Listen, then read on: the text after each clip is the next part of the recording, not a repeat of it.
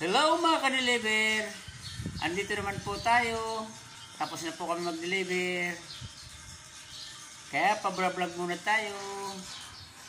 May papahulaan po ako sa inyo kung anong sagot dito. Kung sino pong makasagot sa papahula ko sa inyo, mag-comment lang po. Bibigyan ko po ng 500.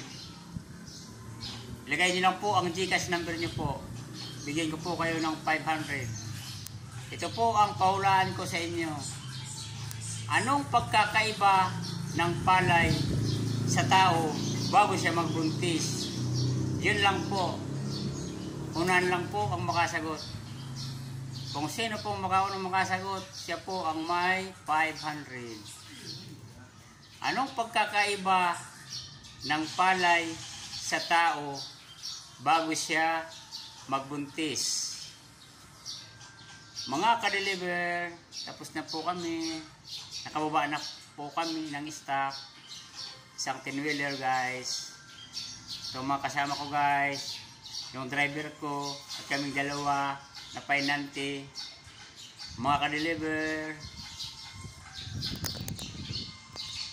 Yun, nangulutuan namin guys. Andito kami guys sa Legazpi guys, nag-deliver.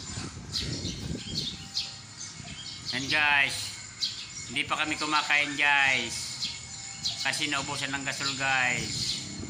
Pero guys, yung paula ko sa inyo, paunahan lang po. Ulitin ko po yung aking tanong. Ano ang pagkakaiba ng palay sa tao nang ito'y bago siya magbuntis?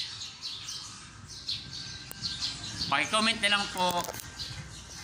Salamat mga ka-deliver, mga guys.